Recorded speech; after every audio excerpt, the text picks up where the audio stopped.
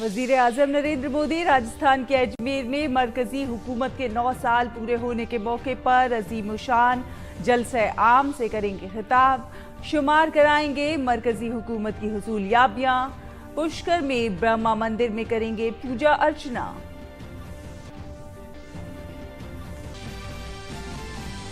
मरकजी वजीर दाखिला अमित शाह मणिपुर के मौर्य और कई इलाकों का करेंगे दौरा। मुख्तलिफ मकामी ग्रुपों के वफूद और सिविल सोसाइटी की तंजीमों के साथ करेंगे मीटिंग। इम्फाल में सिक्योरिटी सूरत हाल का लेंगे जायजा। नेपाल के वजीर आजम पुष्प कमल दहल प्रचंड भारत के 4 रोजा दौरे पर आज पहुंचेंगे नई दिल्ली। वजीर आजम नरेंद्र मोदी के साथ बाहमी शिराकतदारी की मुख्तलिफ शोबों पर होगी बातचीत। सदर जमहूरिया और नायब सदर से भी करेंगे मुलाकात। शिमाली कोरिया की जासूसी सैटेलाइट लॉन्चिंग नाकाम। अमेरिका जापान ने की मजम्मत। जनूबी कोरिया और जापान के कुछ एक हिस्सों में हंगामी अलर्ट हुआ जारी और जिसके बाद किसी खतरे की इत्तला दिए बगैर अलर्ट लिया गया वापस। खेलों में खेलो इंडिया यूनिवर्सिटी गेम्स में शूटिंग के आखिरी दिन दांव पर लगे हैं कई तमगे। एथलेटिक्स में भी खिलाड़ी तमगों के लिए करेंगे कोशिश। तीरंदाजी, बैडमिंटन, वेट लिफ्टिंग और बॉक्सिंग के भी होंगे मुकाबले।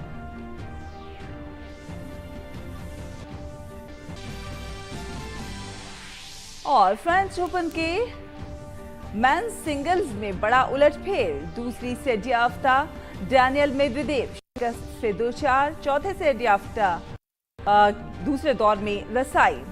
ख्वातीन सिंगल्स में सरफहरिस्त तिगा श्वांतेक ने आसान जीत के साथ मुहिम का किया आगाज।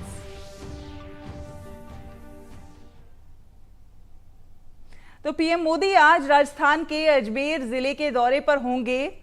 हुकूमत के 9 साल पूरे होने के मौके पर भारतीय जनता पार्टी की 1 माह तक जारी रहने वाली अवामी राब्ते मुहिम का आगाज करने के लिए पीएम मोदी आज अजमेर में एक रैली से खिताब करेंगे।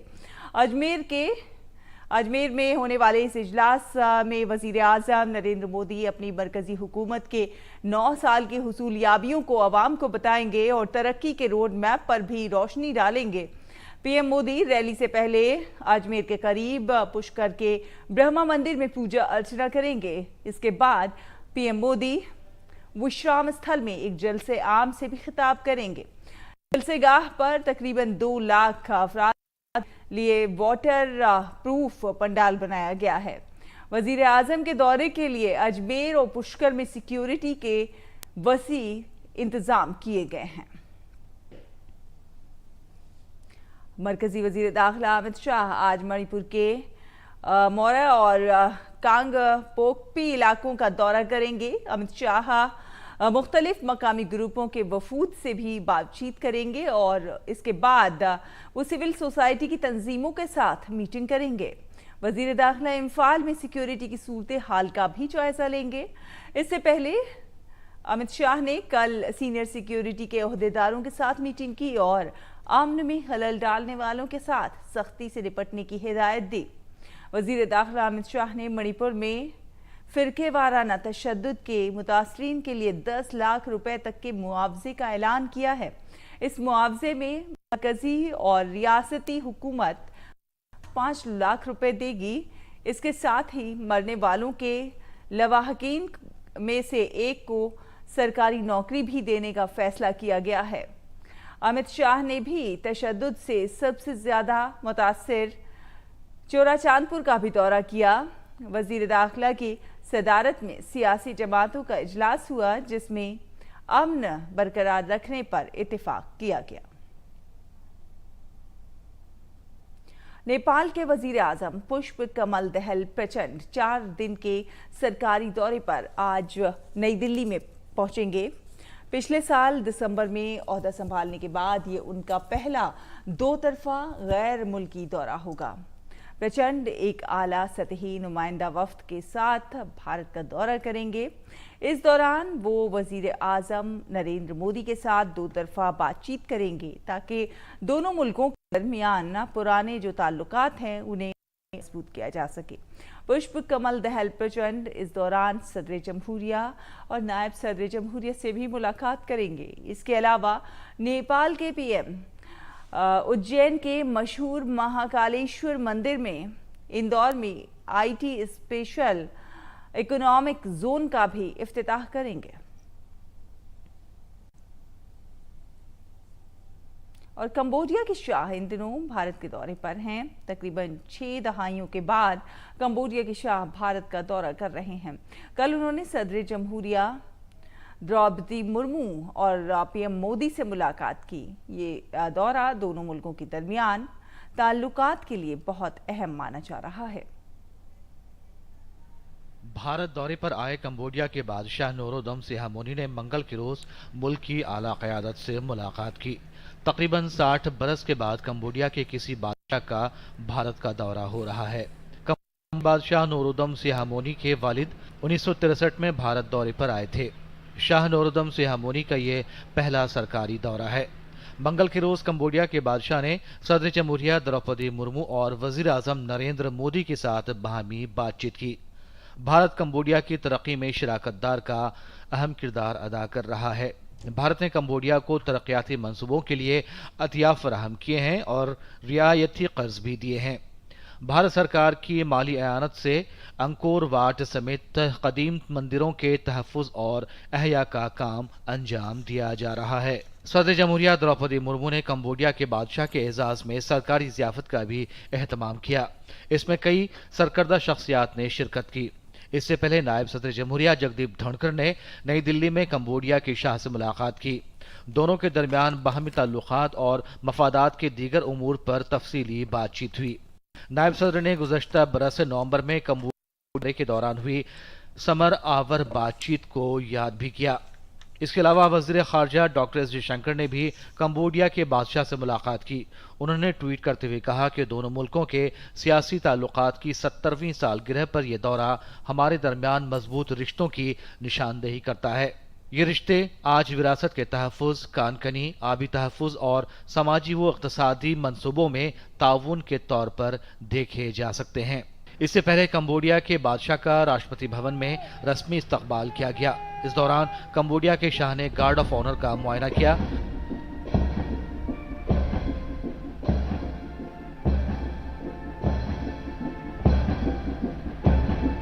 उन्होंने राजघाट पर महात्मा गांधी को गुलहाए अकीदत भी नजर किए। कंबोडिया के बादशाह ने राजघाट पर विजिटर बुक में दस्तखत भी किए। भारत और कंबोडिया के दरमियान दोस्ताना ताल्लुकात हैं। दोनों मुल्कों में सकाफती और इक़्तिसादी के साथ साथ लोगों से लोगों के दरमियान गहरे रिश्ते भी हैं। इलाकाई और आलमी उमूर पर ताउन पर मबनी है। मेघना देव के साथ bureau report, DD news Urdu खबरें। और मरकजी वजीर मुमलिकत डॉक्टर जितेंद्र सिंह ने मंगल को यूपीएससी सिविल सर्विसेज एग्ज़ाम 2022 के नतीजों में टॉप 20 पोजीशन पर कब्जा करने वाले उम्मीदवारों से मुलाकात की। आमला और तरबियत के मरकजी वजीर ममलिकत डॉक्टर जितेंद्र सिंह ने डायलॉग प्रोग्राम के दौरान यूनियन पब्लिक सर्विस कमीशन के जरिए मुनक्किद सिविल सर्विस इम्तिहान में टॉप 20 में जगह बनाने वाले तमाम होनहार उम्मीदवारों को मुबारकबाद दी। मरकजी वजीर ने कहा कि इस साल टॉप 20 में जगह बनाने वाले होनहार उम्मीदवारों में 12 ख्वातीन हैं, जो बाइस फख्र बात है। इस दौरान सिविल सर्विस इम्तिहान 2020 के टॉपर्स ने भी अपनी पढ़ाई के दौरान अपने तजुर्बात शेयर किए। मरकजी वजीर ने तमाम टॉपर्स को मुबारकबाद दी। मरकजी वजीर ने पैगाम दिया कि जब ये मुल्क अपनी आज़ादी का 100वां साल मना रहा है, आप सबके कंधों पर एक बहुत बड़ी जिम्मेदारी होगी और आप सब इस मुल्क को एक नई ऊंचाई की समत दिखाने की तरफ आगे बढ़ेंगे। When India celebrates 100 years of independence, you are the ones who will be assigned to arrange for the Century India programs. Like most of the collectors, they are, assigned to arrange for Republic Day, for Independence Day. For the 100th Independence Day, it will be your share. So that is a huge blessing that has come to your share, which didn't come to any of your seniors. They might have been assigned to celebrate Golden Jubilee, Silver Jubilee at your time. At 75. 75. But it is yours. NCERT ने 12वीं जमात की सियासियात की किताब से 1973 के आनंदपुर साहिब करारदाद से मुतालिक कुछ काबिल एतराज़ हक़ाइक़ को हटा दिया है। शिरोमणि गुरुद्वारा प्रबंधक कमेटी के इजाज़ात के बाद NCERT ने माहिरीन की एक कमेटी तश्कील दी थी, जिसकी सिफारिश की बुनियाद पर किताब से सिखों से मुतालिक काबिल एतराज़ हक़ाइक़ को हटा दिया गया है। यह हक़ाइक़ 2006 से NCERT की किताब में पढ़ाए जा रहे थे, जिसे अब हटा दिया गया है। SGPC का मुख्यतः यह कहना था कि किताब में लिखा हुआ है कि आनंदपुर साहब रेजोल्यूशन में यह दर्शाया गया है कि सिख अपने लिए अलग राज्य चाहते थे। तो उस बिंदु पर उनकी आपत्ति थी कि आनंदपुर साहब रेजोल्यूशन में ऐसी कोई बात नहीं कही गई है। तो एक्सपर्ट कमेटी NCERT के द्वारा जो गठित की गई, उसने इस बिंदु पर आनंदपुर साहब रेजोल्यूशन को अध्ययन करके उन्होंने अपनी अनुशंसा NCERT को दी और NCERT ने उसके आधार पर उसमें कुछ मामूली बदलाव किया है और उस मामूली बदलाव के आधार पर उन्होंने एक कॉरिजेंडम इशू किया है और उस कॉरिजेंडम को उन्होंने CBSE को भेज दिया है। मरकजी हुकूमत कबायली तलबा के लिए कई स्कॉलरशिप और वजीफे स्कीमें चला रही है। पिछले 9 सालों में शिमाली मशरकी रियासत अरुणाचल प्रदेश के तलबा को मरकजी सरकार की तरफ से चलाई जाने वाली स्कॉलरशिप स्कीमों का काफ़ी फ़ायदा हुआ है। अरुणाचल प्रदेश की राजधानी ईटानगर के सबसे बावकार कॉलेज के प्रिंसिपल डॉक्टर MQ खान ने DD न्यूज़ से ख़ास बताया कि मरकजी हुकूमत कबायलियों के लिए ईशान उदय स्कॉलरशिप स्कीम चला रही है। शिमाली मशरकी रियासतों के तलबा और DNGC के हज़ारों तलबा ने मैट्रिक स्कॉलरशिप स्कीम का फ़ायदा उठाया है। अम्ब्रेला पोस्ट मैट्रिक स्कॉलरशिप ये बहुत ही पॉपुलर है। Most of the students apply and get this umbrella post matric scholarship. इसमें हमारे यहाँ इस कॉलेज में more than 3000 students are beneficiary of this scholarship. फिर उसके बाद आता है Arunachal Pradesh state stipend scheme. सभी के लिए एक ही पोर्टल है at the national level, national scholarship portal. तो वहाँ से everything is online, all schemes. तो Arunachal Pradesh state stipend scheme, इसमें भी अप्रॉक्सीमेटली 800 to 900 बेनिफिशियरीज हमारे बच्चे हैं। तो ईटानगर के सबसे बावकार गवर्नमेंट कॉलेज के तलबा ने DD न्यूज़ से ख़ास बातचीत में बताया कि मरकज़ी सरकार की स्कॉलरशिप स्कीमों से उन्हें काफ़ी मदद मिली है।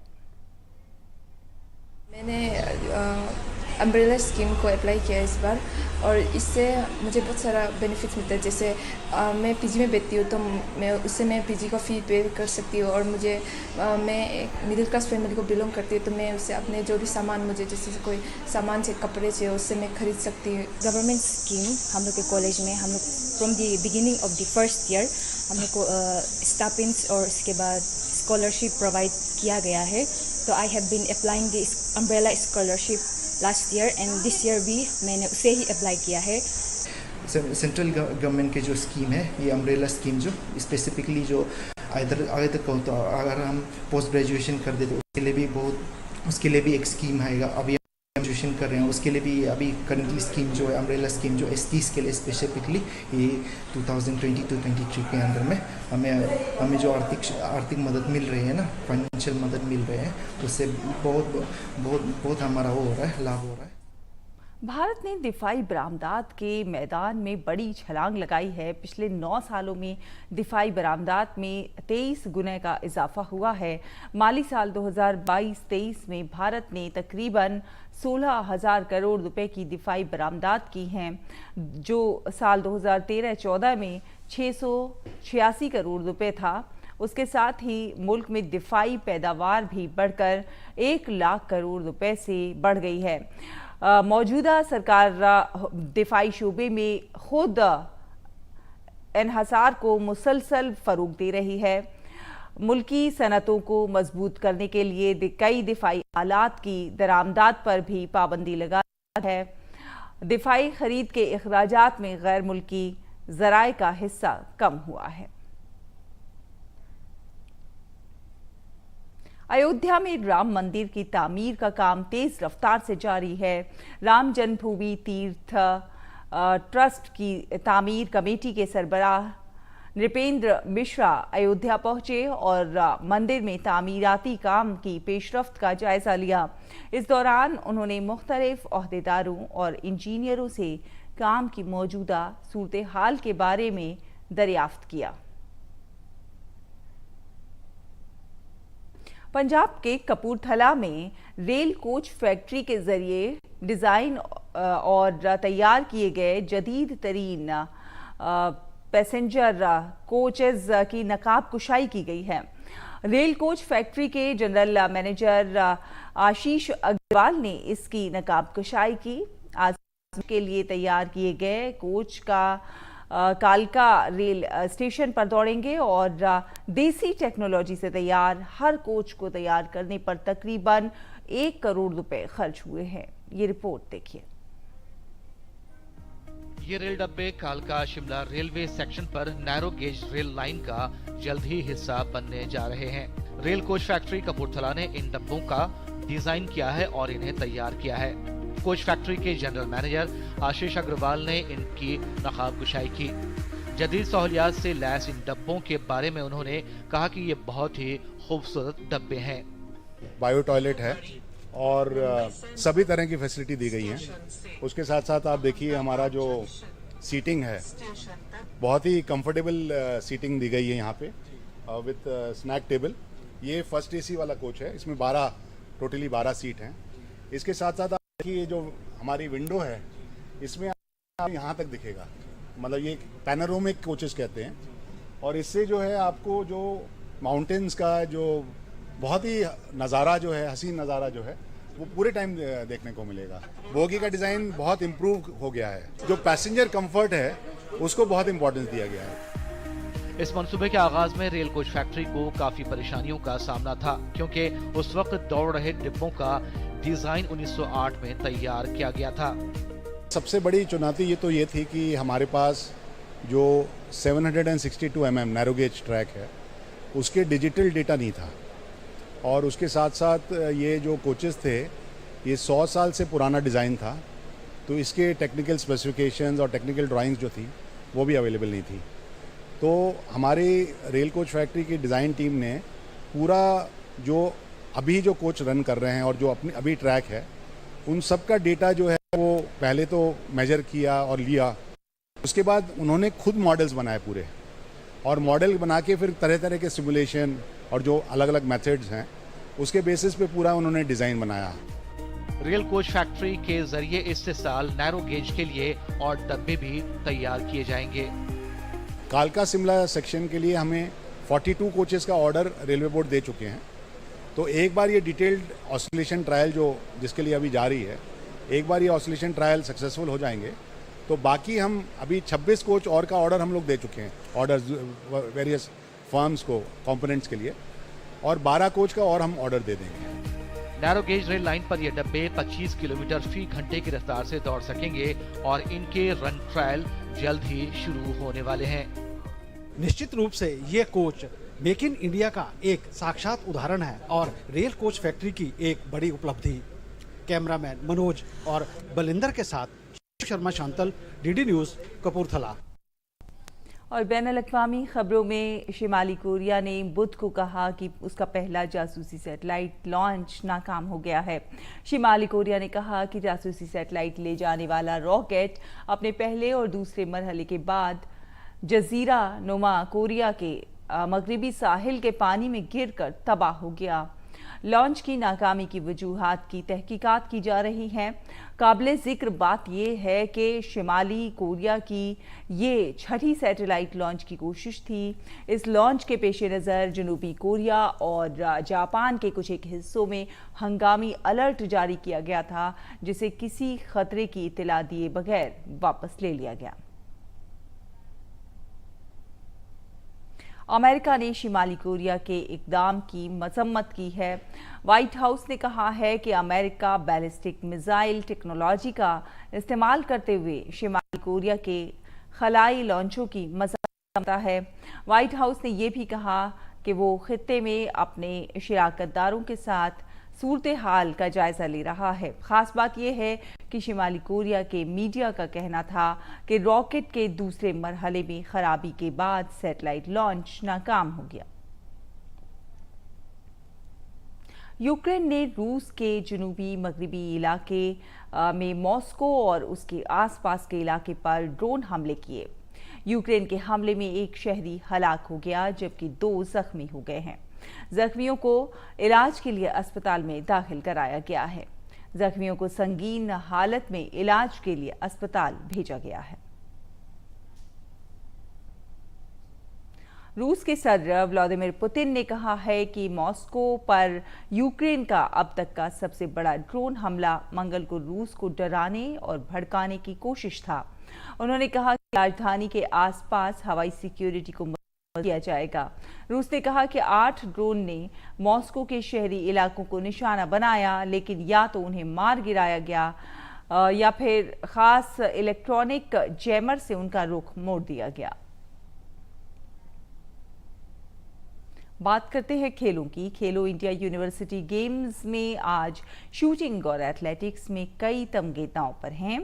दिल्ली के करनी सिंह शूटिंग रेंज में मुनक्किद निशानेबाजी मुकाबले में आज आखिरी दिन है। इस तरह तीरंदाजी, बैडमिंटन, जूडो और कई मुकाबले होंगे। ग्रेटर नोएडा में वेट लिफ्टिंग और बॉक्सिंग मुकाबलों का इनेकाद किया जाएगा। साल के दूसरे ग्रैंड स्लैम फ्रेंच ओपन में कल बड़ा उलटफेर देखने को मिला। दूसरी सेडयाफ्ता रूस के डेनियल मेदवेदेव पहले ही राउंड में शिकस्त के बाद मुकाबले से बाहर हो चुके हैं।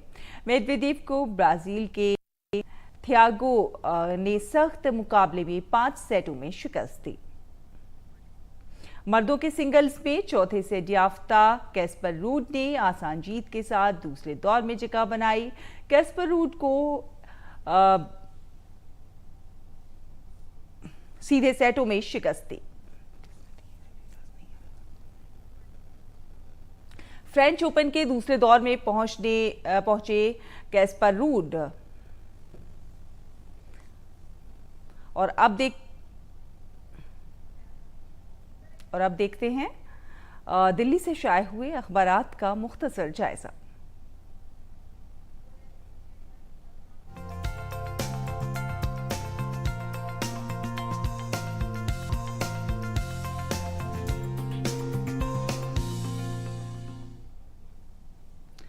तो अखबारात के जायजे में बात करते हैं। वज़ीर दाखिला अमित शाह ने सिविल सोसाइटी के अरकान से सूरत हाल पर तबादला ख्याल किया है, उसकी खबर छपी है और उसको प्रमुखता दी गई है अखबारों में। साथ ही साथ जम्मू में भयानक जो सड़क हादसा हुआ है, 10 अफराद हलाक हुए हैं, 5 जख्मी हुए हैं, ये खबर भी जो है अखबारों की सुर्खियां बटोर रही है। सिसोदिया को झटका लगा है, हाई कोर्ट से जमानत की अर्जी खारिज हो गई है। तो ये खबर आप देख सकते हैं आज के अखबारों में। सिसोदिया को झटका और उमर पर उम्रा का जो परमिट है उसको लेकर भी जो सऊदी हुकाम का जो नज़रिया है उसे लेकर अखबारों में आज की सुर्खियों में आप देख सकते हैं। 4 जून तक जारी रहेगा ये परमिट और नेपाल के वजीर आजम का 4 दिन का हिंदुस्तान का दौरा आज से इस खबर ने भी अखबार की सुर्खियां बटोरी हैं। तो कई अहम खबरें जो आज के अखबारों में सुर्खियां बटोर रही हैं और आइए अब जानते हैं मौसम का हाल।